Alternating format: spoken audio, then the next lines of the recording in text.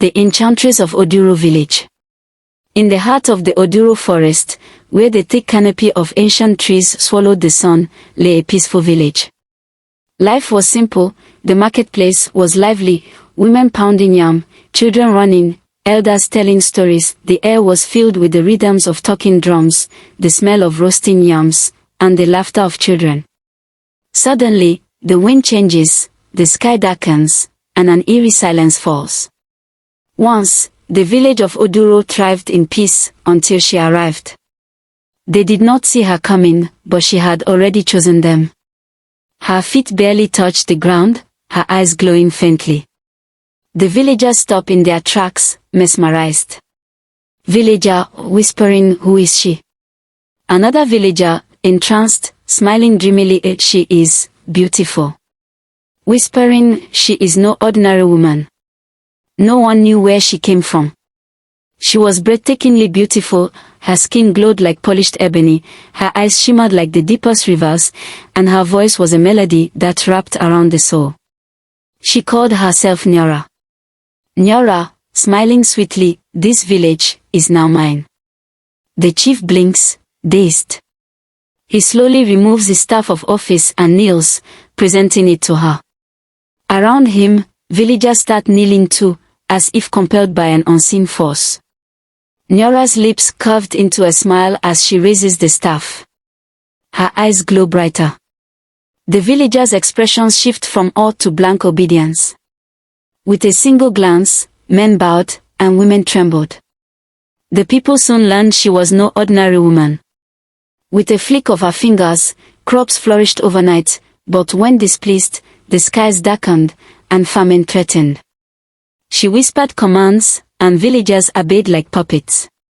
No one could resist her will, and those who tried, simply vanished. The strong men built her a palace of gold and ivory, the women wove her the finest garments, and the children sang songs in her praise. Nyora, reclining on her golden throne, was lazily combing her long hair with the golden comb. As she does, the villagers shudder and move faster, as if the motion of the comb controls them. As her eyes reflected the struggling faces of the villagers, a wicked smile played on her lips. "Mine, all mine." But beneath the spell of her beauty and power, the people suffered. Their minds were no longer their own. Kofi, a respected farmer in Oduro, had always believed in the strength of tradition and the power of the land. One season, defying the growing fear of Nyora, he chose to keep the best yams from his harvest for his family, rather than offering them at her shrine. That night, an unnatural silence enveloped his fields.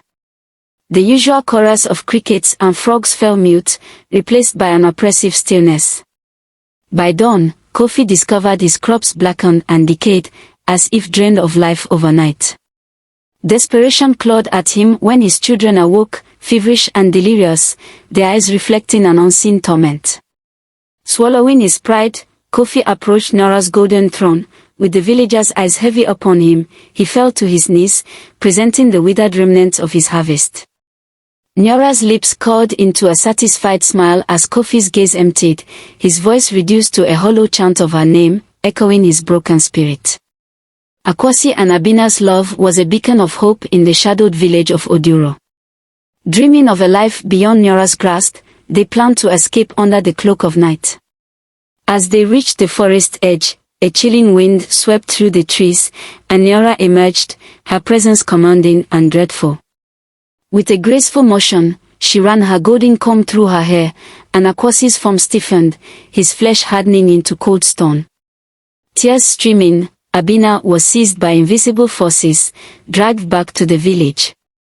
There, she was condemned to serve Nora, her days consumed by the endless task of combing the enchantress's hair, each stroke a reminder of her lost love and the price of defiance. In hushed tones, the elders of Oduro conspired to challenge Nora's dominion, yearning to restore the village's former harmony. Gathering under the veil of night, they devised a plan to confront her. But Nora's spies were ever watchful. Before dawn, she struck. The village awoke to a horrifying sight. The elders stood in the square, their bodies rigid, mouths sealed by unseen stitches, eyes wide with terror. They had become grotesque ornaments in Nyora's court, their silence a deafening proclamation of her supremacy. Villagers trembled, understanding that any whisper of rebellion would lead to a fate worse than death, an existence as a mute testament to Nyora's unassailable power. The children of Oduro once filled the air with laughter and song. But under Nyora's rule, their voices became instruments of her tyranny. Enchanted, they sang haunting melodies. Each full moon, a grim procession wound its way to the riverbank.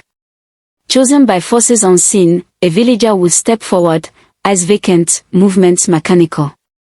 The waters, once symbols of life, had become the maw of Nyora's hunger. The chosen would wade into the depths, the river's surface swallowing them without a ripple, their existence erased. Whispers among the villagers spoke of souls transformed into the river's currents, bound eternally to serve Nyora's dark will.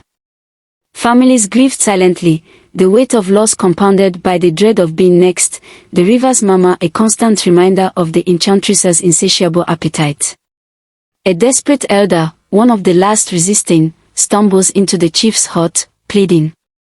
"We must stop her, we must fight." The chief, his eyes blank, slowly turns to him with a chilling pause. "There is no fight. There is only Nyora." Suddenly the elder gasps as unseen hands pull him back into the darkness. In one of her rituals, Nyora raised her hands, whispering in an ancient tongue, the wind swirls, her eyes glow. The villagers' bodies shudder as they fall to their knees in unison. "Serve me, obey me," she said with an eerie voice. Oduro was no longer a village, it was a kingdom ruled by an enchantress. One evening, a weary traveler named Kojo arrived. He was a wandering hunter, his skin covered in dust from distant lands. As he stepped into Oduro, he noticed the silence, no laughter, no music, only the distant hum of sorrow. Kojo watched as villagers walked in a trance, toiling endlessly for Nyora.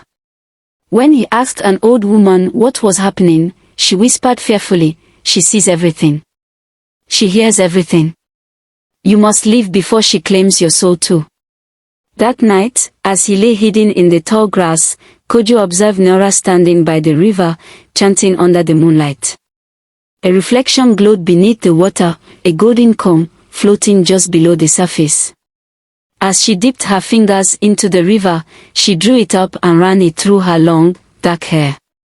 Instantly, the wind howled, and the villagers stirred in their sleep as if bound to her magic. Kojo realized her power came from the golden comb.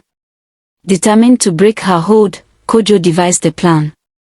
At midnight, as Nyora performed her ritual by the river as usual, he crept closer, his heart pounding like the village drums. Just as she reached for the comb, he lunged forward, grabbing it from the water and breaking it in half. A scream tore through the night, echoing like thunder. Nyora's beauty faded, her flawless skin withered, her radiant eyes dulled, and her voice turned into a shriek of despair. The villagers awoke, shaking off the spell as if waking from a long nightmare. Realizing her power was gone, Nyora tried to flee, but the once enslaved people, now free, surrounded her. The elders, led by the chief, chanted an ancient incantation, banishing her from Oduro forever. As the first light of dawn painted the sky, the village reclaimed its peace. Kojo, the stranger who had saved them, was hailed as a hero. But he refused gifts or titles, only smiling and saying, "The spirit of freedom belongs to those who fight for it." With that, he disappeared into the morning mist, leaving behind a village reborn.